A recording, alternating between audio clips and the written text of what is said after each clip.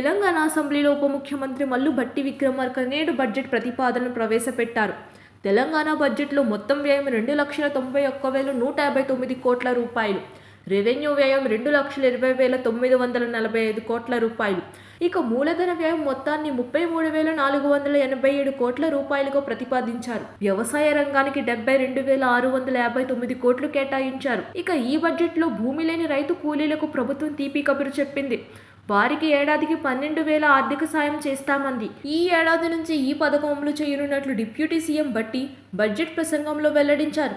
భూమి లేని గ్రామీణ ప్రజానీకం ఎక్కువగా రైతు కూలీలుగా పనిచేస్తూ బతుకుతున్నారు. వారికి ఎటువంటి ఆర్థిక భద్రత ఉండకపోవడంతో పనిలేని రోజుల్లో పస్తులుండాల్సిన పరిస్థితి ఉంది.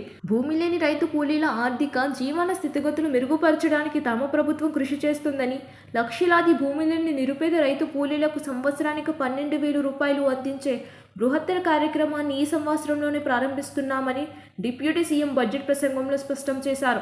ఇక అర్హులైన రైతులకు మాత్రమే లబ్ధి చేకూరేలా రైతు బంధు పథకం స్థానంలో రైతు భరోసాను తీసుకువచ్చిందన్నారు. ఈ పథకం ద్వారా అర్హులైన రైతులకు ఏటా ఎకరానికి 15,000 కోట్లు చెల్లిస్తామన్నారు. దీని అమలుకు విధి విధానాలు చర్చించి నిర్ణయించడానికి ఒక కేబినెట్ సబ్ కమిటీ ఏర్పాటు చేశామన్నారు. విధి విధానాలపై తగిన నిర్ణయం తీసుకుంటామన్నారు.